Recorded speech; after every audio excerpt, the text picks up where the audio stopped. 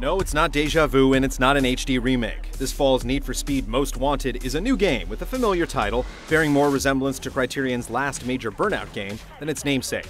Is this new Most Wanted a true ticket to paradise, or is the Need for Speed worn down to its rims?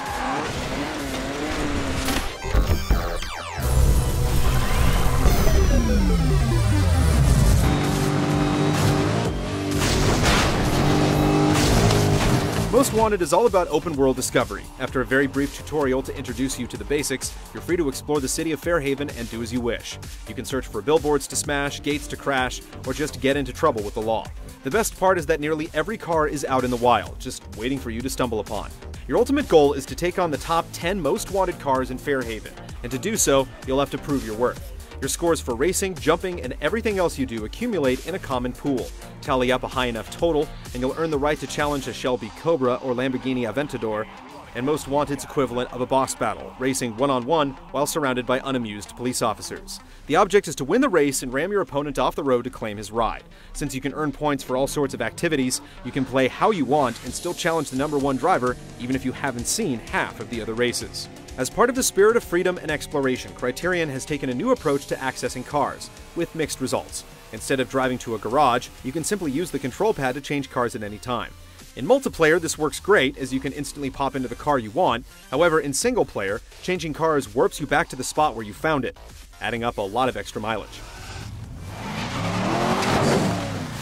Meanwhile, rather than a world littered with races, events are oddly restricted to the specific car you're driving. Each car is limited to 5 set events, after which you'll need to try another car, and a number of events are repeated among various cars. In all, there are over 60 unique single-player events, including races, police ambushes, and runs to maintain high average speeds.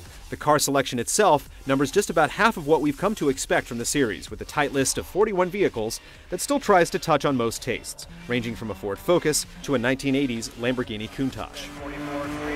Placing first or second in each race rewards you with mods, granting you nitro, a stronger or lighter chassis, and gear setups that favor top speed or acceleration. Then, by completing certain milestones, you can unlock the pro version of that mod, which mitigates some of its weaknesses. Having to unlock the same set of mods again and again with each car can get a bit tiring, especially since the race limitations leave you with no events to put all your mods together. Oddly enough, even though you invest so much in your cars and mods in single player, you have to unlock them all over again once you go online. Cars unlock based on your overall score, so you still get some credit back for your solo progress, but mods, paint jobs, and such have to wait until you complete various milestones within multiplayer. While getting your stuff back together is a bit of a grind, jumping into online play is quick and efficient as the game shuffles playlists of varied events. In groups of up to 8 drivers, you'll compete in a series of 5 events that include solo and team races, speed tests on set stretches of road, and all manner of challenging group stunts. Between events, you race to the next start point, and once the playlist is complete, you'll get a summary of what you've unlocked in that session and a few minutes break to change things up before the next playlist starts. You can also create custom playlists, picking from dozens of individual events, but you'll need to make note of those catchy titles since the menu doesn't display routes or descriptions of what each event entails.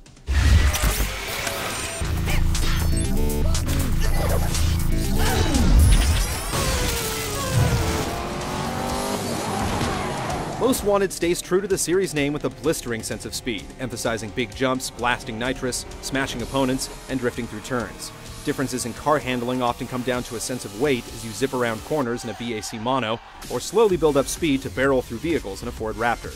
Speed runs can often be more daunting than races, as maintaining a high average speed without slamming into traffic around every turn can be quite the task. Police pursuits are a one-sided affair as you won't be switching on the sirens yourself, and there are no EMP blasts to throw you off guard, just metal-to-metal pit maneuvers, roadblocks, and spike strips. Sometimes you can blast in and out of a pursuit without breaking a sweat, while other encounters will have you cursing your inability to shake the magic AI. The world is an excellently crafted playground, whether you're hopping across rooftops, blazing down freeways, or experimenting with sculptures that beg to be driven on. The best of these spots, like the park and the airfield, are not only packed with great jumps, but feature some of the most memorable races as well. Criterion's groundbreaking autolog concept is expanded in Most Wanted's open world, with leaderboards floating everywhere, showing your friends' fastest velocities, past speed cameras, tracking collectible completion, and even providing a handy chart to see just how much you're dominating your friends. The most impressive of these, however, are the billboards. What could have been the one-time hit-and-run affairs now keep you coming back by tracking how far you jump through them and prominently displaying your friend's avatar if he beats your distance. You want to smash your friend's face, right? Of course you do. Online play is very much a party atmosphere, and you're actively encouraged to wreck other players as often as possible. Starting a race is particularly odd, as players aren't held to a set line and don't even have to face the right direction, giving an advantage to anyone who jumps the gun a bit early.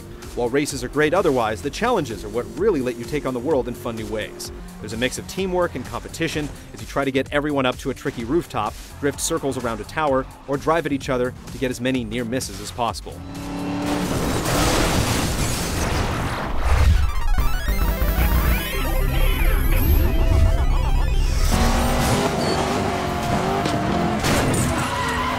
Most Wanted features a packed, detailed world full of debris and traffic to plow through, even when playing online, sometimes at the expense of the frame rate. The lighting is gorgeous at times, backed by nice lens effects on the camera, and there are some fun details like tires bursting if you do donuts for too long. Cars get dirty and take some damage, but it's clear that the licensors are limiting the extreme abuse Criterion is known for. The song list pulls in a little bit of everything from The Who to the Chemical Brothers to Dizzy Rascal, and there's joy in listening to the silent hum of a Tesla Roadster. What we were not prepared for are the crazy intros for each event. Some are incredibly artsy, some are bizarre beyond belief, but they're all certainly worth watching. While some of the interface experiments are hit or miss, the gameplay in Need for Speed Most Wanted provides a solid mix of heart-in-your-throat speed and playful discovery. Whether you're weaving through traffic or lining up for big air, Most Wanted's densely packed automotive playground is fun to explore on your own, and really comes alive with friends.